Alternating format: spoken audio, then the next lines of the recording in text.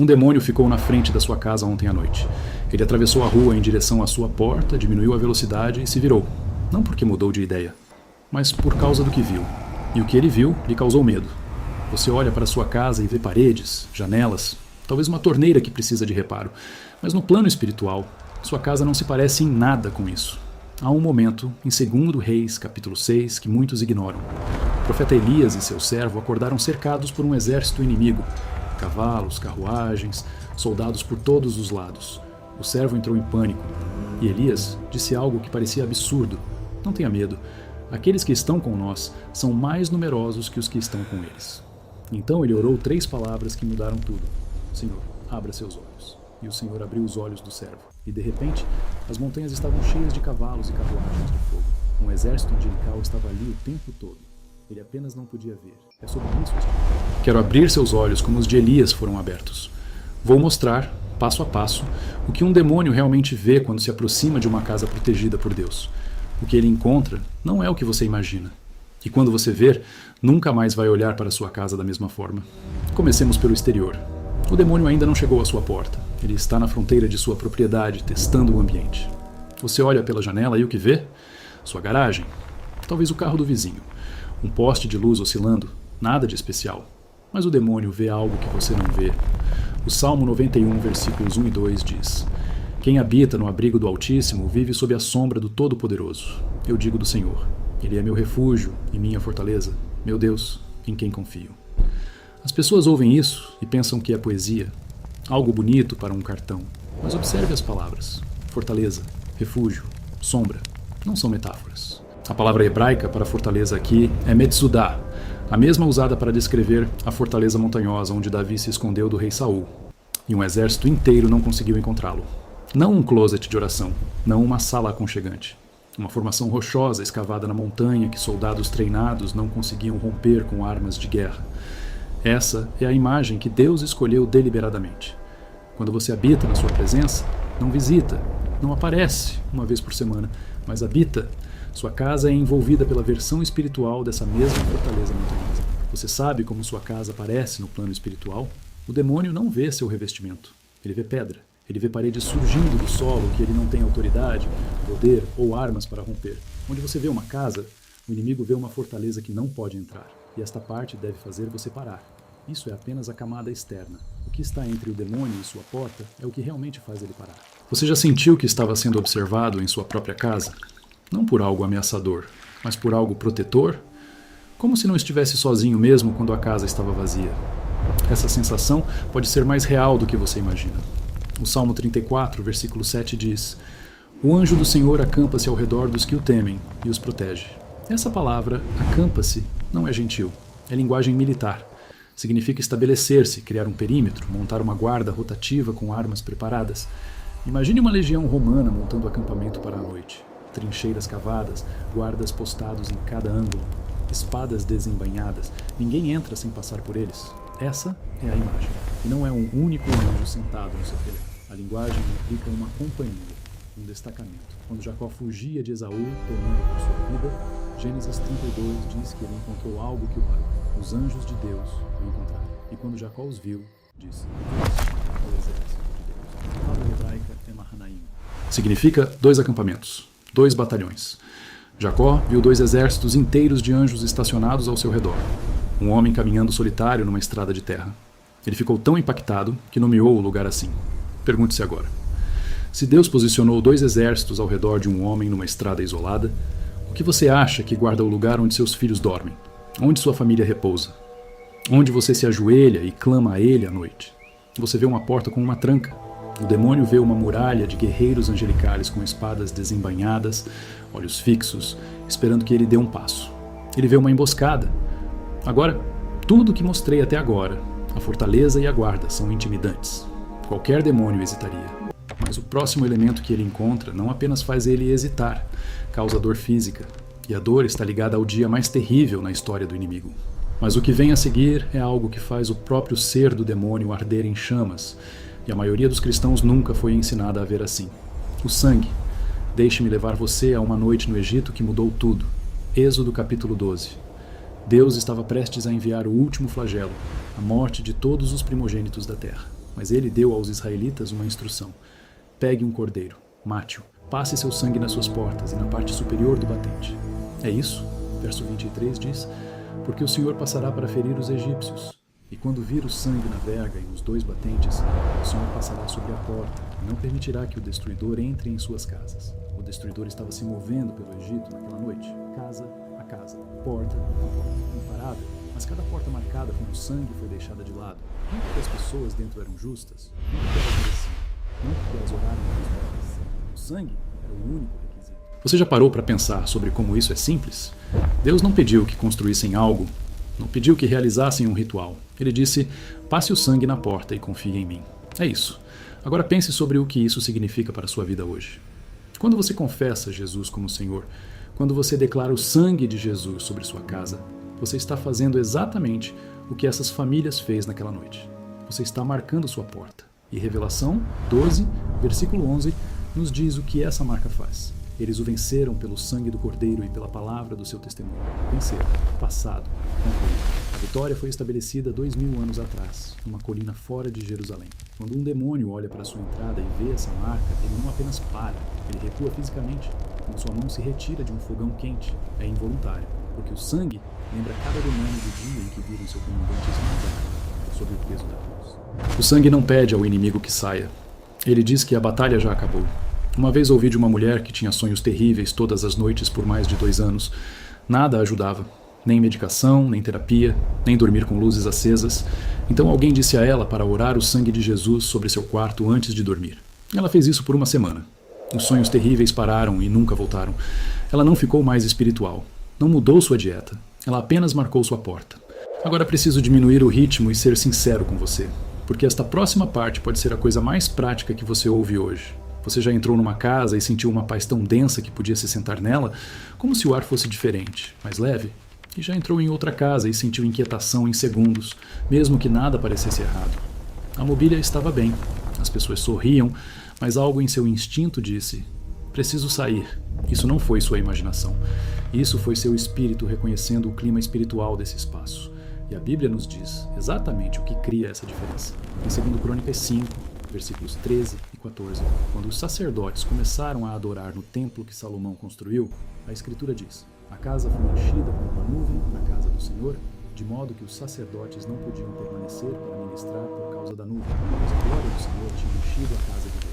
Sacerdotes treinados, homens que serviam a Deus profissionalmente. Não conseguiam ficar de pé. O peso da presença de Deus naquela sala os derrubou. Sua cozinha não é o templo de Salomão, mas o princípio é idêntico. Quando acontece a adoração genuína, quando a Escritura é falada em voz alta, quando a oração consistente satura as paredes noite após noite, a presença de Deus enche o espaço. Você pode sentir.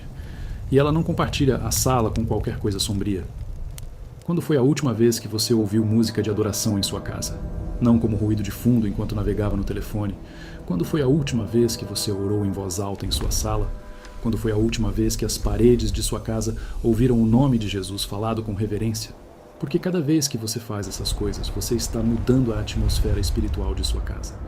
E um demônio que se aproxima de uma casa saturada com a glória de Deus encontra algo em que ele não pode sobreviver. É como pedir a uma sombra que exista no meio do sol. A obscuridade não negocia com a luz. Ela simplesmente para de existir. É aqui que o reino espiritual fica violento. E digo isso literalmente. Existe algo na sua casa agora mesmo que funciona como arma. E você provavelmente já passou por ele centenas de vezes este mês, sem pensar 2 vezes. A sua Bíblia. Você vê um livro, talvez esteja na mesa de cabeceira, talvez não tenha sido aberta há semanas. Poeira na capa, o marcador ainda no mesmo lugar do mês passado. Mas um demônio não vê um livro. Hebreus 4:12 diz o que ela realmente é. Porque a palavra de Deus é viva e eficaz, e mais penetrante do que qualquer espada de 2 gumes, e penetra até a divisão da alma e do espírito. Deus não chamou sua palavra de guia, ele a chamou de lâmina, e quando você a pronuncia em voz alta na sua casa, algo explode no reino espiritual.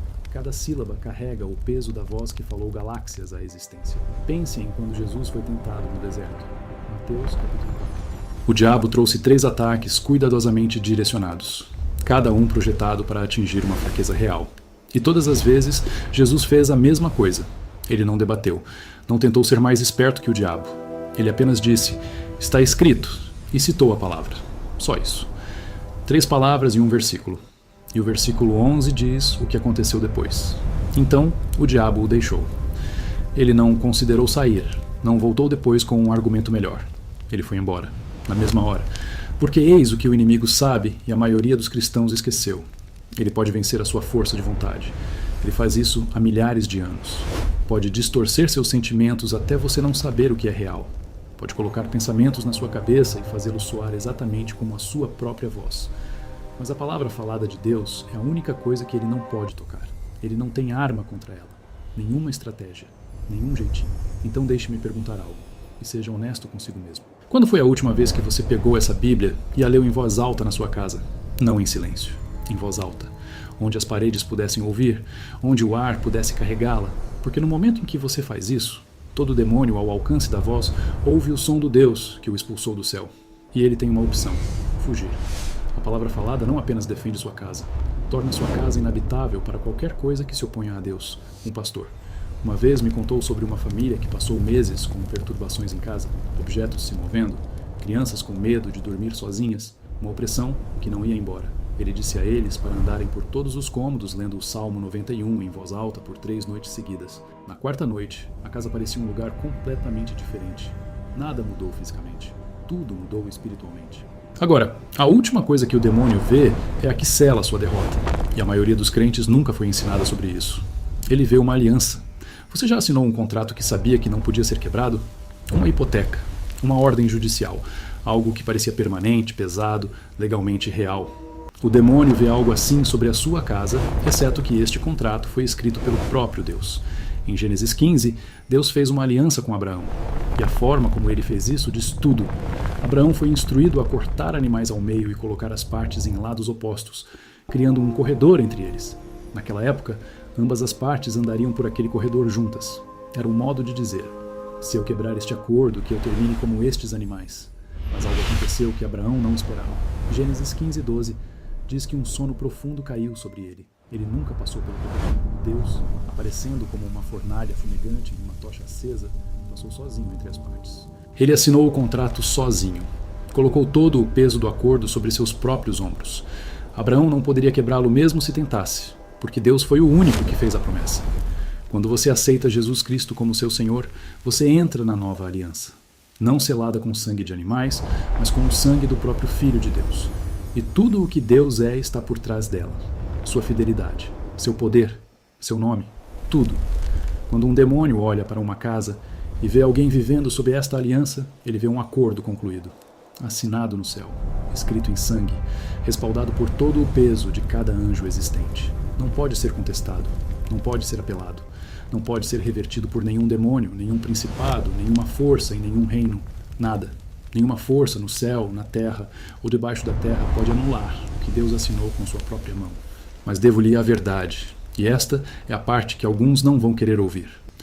Tudo o que descrevi, a fortaleza, os anjos, o sangue, a glória, a espada, a aliança, nada disso é automático. Ter uma Bíblia não protege sua casa, assim como ter matrícula na academia não te deixa em forma. Há uma diferença real entre decoração e devoção. Tiago 4,7 explica bem. Sujeitai-vos, pois, a Deus. Resisti ao diabo, e ele fugirá de vós. Notem a ordem. Primeiro submeter, depois resistir. Muitos tentam lutar contra o inimigo ignorando o Deus que lhes dá força para o combate. Compartilham versículos na internet, mas não oram de verdade há semanas.